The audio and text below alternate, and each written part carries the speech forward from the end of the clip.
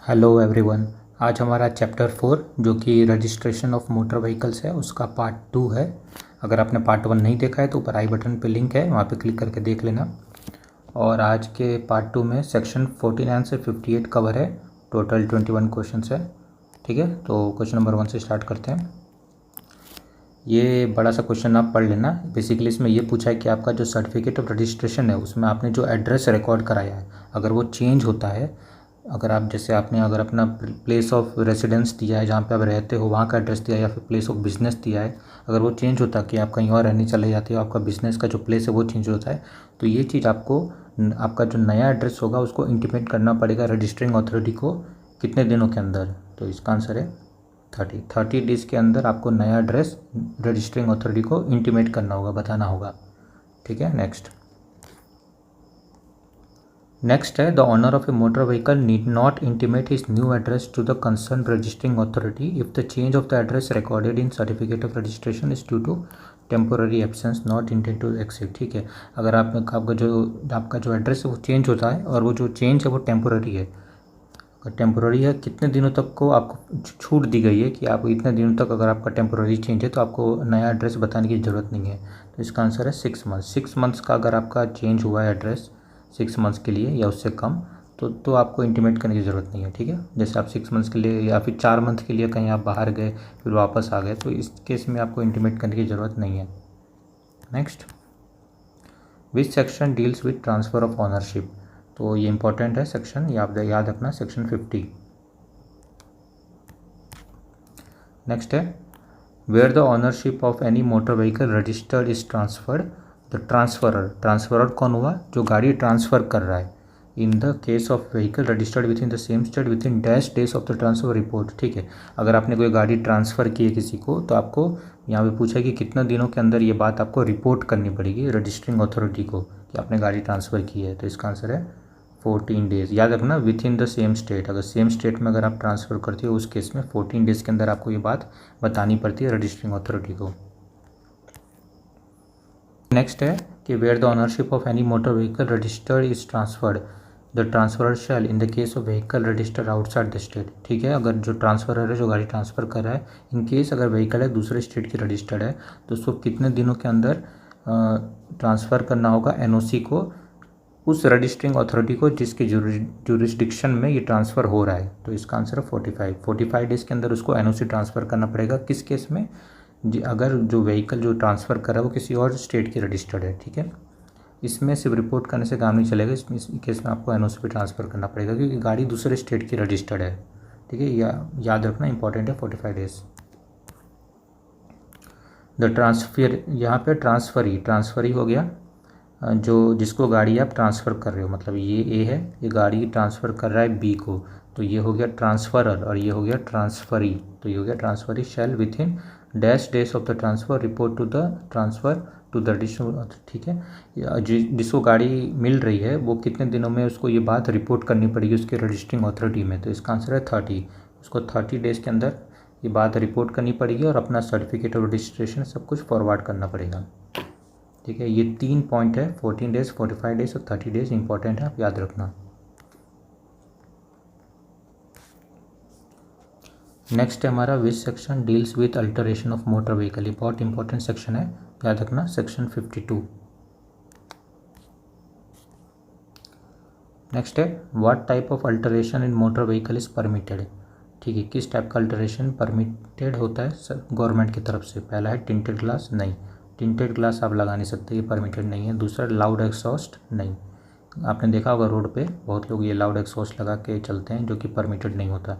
Fancy horns, नहीं, ये भी नहीं होता permitted. Modification in engine for facilitating it's operation by different type of fuel और सोर्स ऑफ एनर्जी, हाँ ये होता है परमिटेड की। जैसे आपकी गाड़ी पेट्रोल की और डीजल की और आप उसको सीएनजी में कन्वर्ट करना चाहते हो, डिफरेंट टाइप ऑफ फ्यूल और सोर्स ऑफ एनर्जी से चलाना चाहते हो तो ये परमिटेड होता है।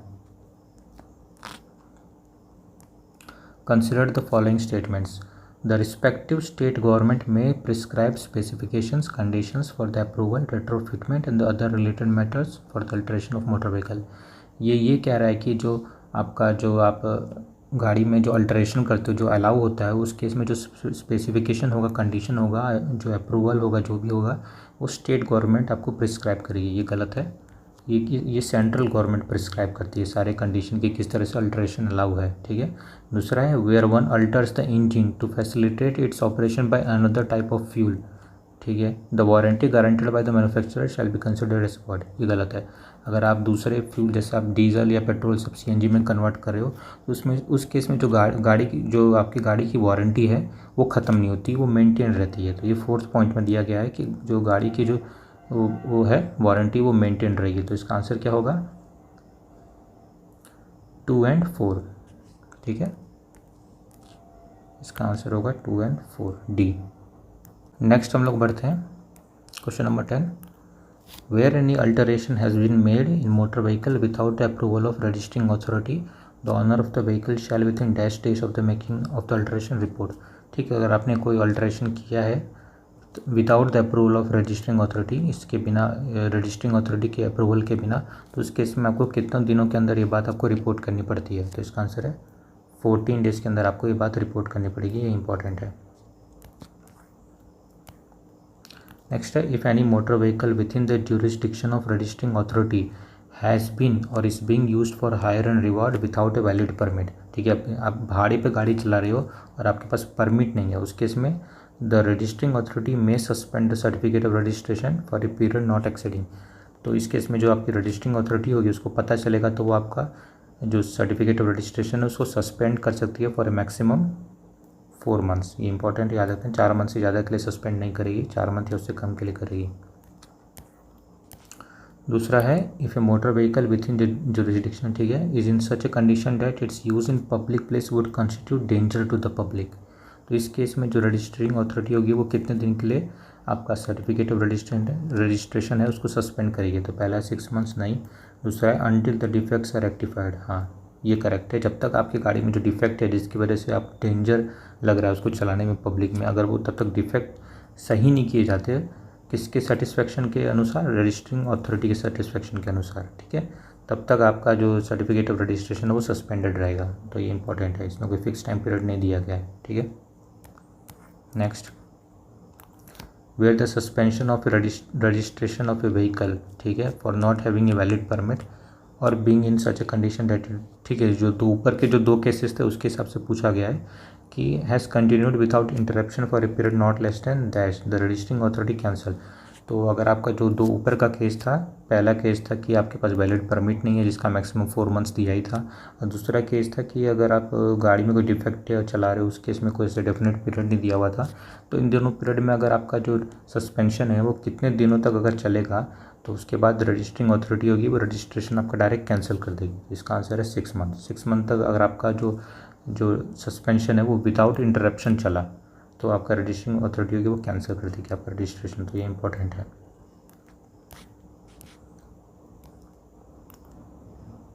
नेक्स्ट पढ़ते हैं in which of the following cases the registering authority may cancel the registration of the motor vehicle. ठीक है, पहला क्वेश्चन ऑप्शन है a motor vehicle which has been destroyed or has been rendered permanently incapable. हाँ, इस case में आपका registering authority होगी वो आपका कैंसिल कर देगी रजिस्ट्रेशन। अगर आपका गाड़ी ख़त्म हो गया, डिस्ट्रॉय हो गया, फिर ऐसा हो गया कि आप उसको यूज़ नहीं कर सकते। दूसरा है motor vehicle which is such condition that it is incapable of being used for और इट्स यूज इन पब्लिक। हाँ, इस केस में भी आपका जो है रजिस्ट्रेशन कैंसिल कर देगी registering authority. A motor vehicle which has been permanently, अगर आपने गाड़ी दूसरी कंट्री में ले गए तो उस केस में भी आपका रजिस्ट्रेशन कैंसिल हो जाएगा। तो इसका आंसर होगा D, all of the above. If a motor vehicle in the jurisdiction of registering authority has been used in the commission of an offence punishable under section 199, ये important section है, याद रखना, offences bye juveniles. अगर इस case में आपका गाड़ी use, मतलब आपका गाड़ी है इन्वॉल्व हुआ इस सेक्शन के ऑफेंस के कनेक्शन में, तो उस केस में जो आपका रजिस्टरिंग अथॉरिटी होगी वो आपका सर्टिफिकेट ऑफ रजिस्ट्रेशन कैंसिल करेगी फॉर ए पीरियड। इसका आंसर है 1 ईयर। 1 ईयर या 12 मंथ जो भी हो, उस 1 ईयर तक आपका जो है सर्टिफिकेट ऑफ रजिस्ट्रेशन कैंसिल कर देगी।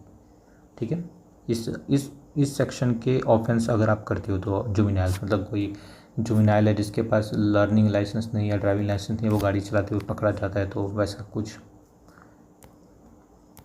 ये इंपॉर्टेंट है, वैसे याद रखना। In which section deals with certificate of fitness, तो इसका आंसर है सेक्शन 56। बहुत इंपॉर्टेंट सेक्शन, आप याद रखना इसको भी। ठीक है, स्टेटमेंट पढ़ते हैं। Consider the following statements. A transport vehicle shall not be deem to be validly registered unless it carries a certificate of fitness. हाँ, ये करेक्ट स्टेटमेंट है। अगर आपके पास एक ट्रांसपोर्ट व्हीकल है और उसके पास सर्टिफिकेट ऑफ फिटनेस नहीं है तो उस केस में ऐसा माना जाएगा कि आपकी गाड़ी रजिस्टर्ड ही नहीं है। ठीक है, ये दोनों एक दूसरे से रिलेटेड होते हैं, certificate of fitness and certificate of registration in case of transport vehicle. An authorise testing station, ये वो होता है जो सर्टिफिकेट ऑफ फिटनेस ग्रांट करते हैं। Is authorised by central government in accordance with the rules made by central government.